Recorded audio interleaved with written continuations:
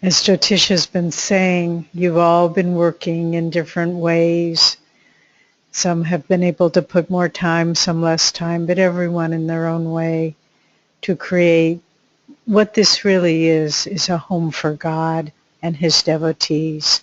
We can call it a center, a temple, whatever, but it's a home where, its Master says, it's so beautiful, make my soul your temple, but make my heart your home, where you will dwell forever in peace and ease.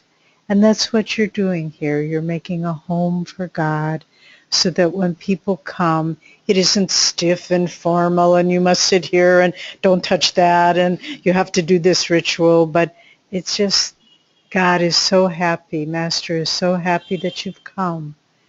And everyone who comes should feel that, the way we feel together, that we're part of a family in God. And just to feel that ease. And in that ease, that's where spiritual growth happens.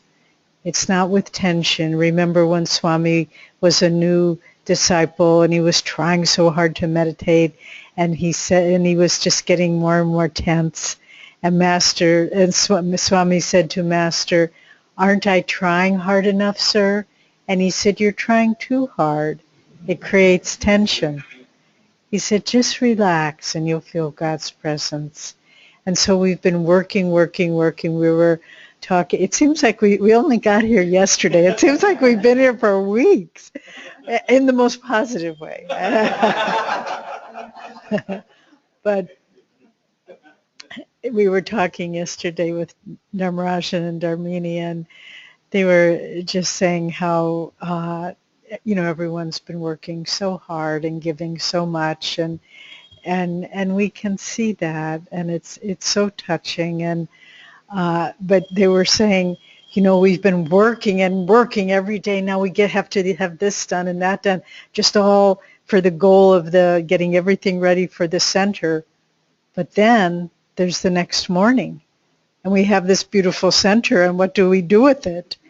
And that's really for all of you to decide, because we were recently in Noida on Sunday. We gave a little satsang, very nice sangha there, and a young man came up to us, a core member. He's been involved from the beginning, and he said, "When are you going to send us a resident acharya?"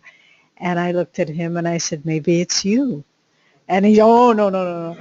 But you have to think that way, not with ego, but just each of you should start thinking of what of Master's teachings can I share with others.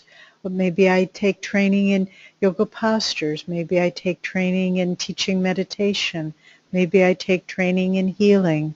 But we have to, as Jyotish has been saying, this is a hive, and we have to fill it now with all that we can offer of Master's teachings.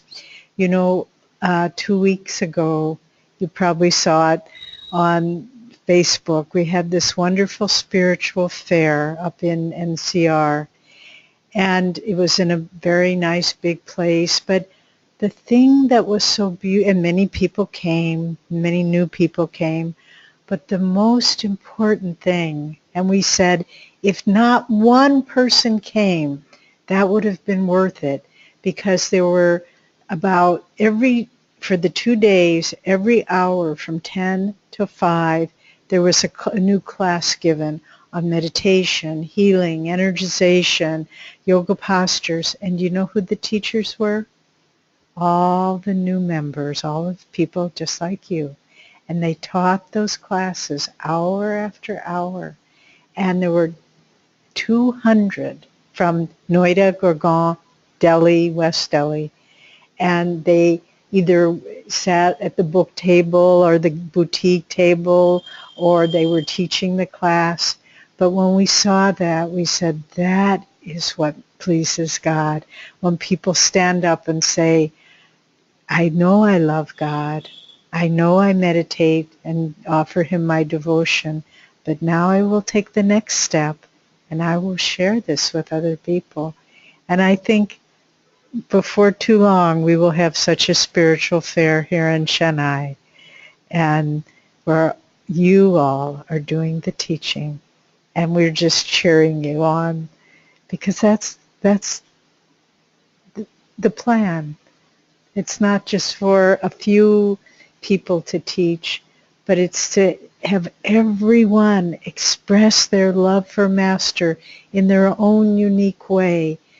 Most of you know Haridas and Roma from Bangalore. When he came to Master, hello, Prakash, he came in, he was about 18 years old, Haridasji. And Swami was invited to speak at some television show, a big daytime show in Los Angeles. And so Haridas was going down. Swami asked him, you go down to Los Angeles, because he grew up there, and make arrangements and so forth, and talk to the talk show host. And so Haridas went down, and he was so enthusiastic. He was 18 years old, just beginning on the path. This interviewer said, I don't want that, Swami. I want you on my show. And so Haridas called up, Swami, what should I do? And Swami said, you go on the show. And he said, the man was asking him different questions, and he just answered as best he could. And he said, why do you wear that bangle? And Hari didn't know how to explain it, Haridas. So he just said, it reminds me of God. And Swami said that was a perfect answer. And so the heart speaks. The heart has more wisdom than the mind, fortunately, for most of us.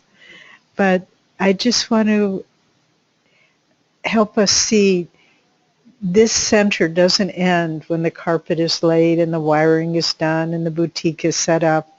That's just the beginning.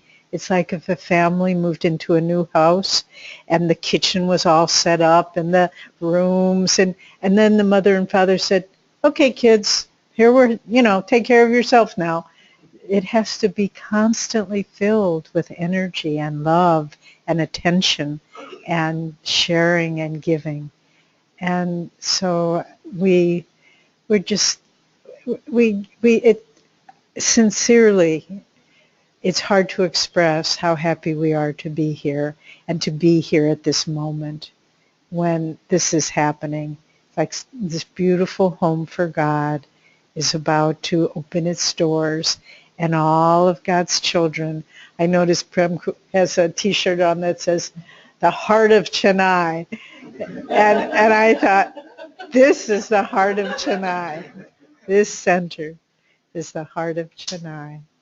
So I know for Dharmarajan and Dharmini, they're very long-term dear friends of ours.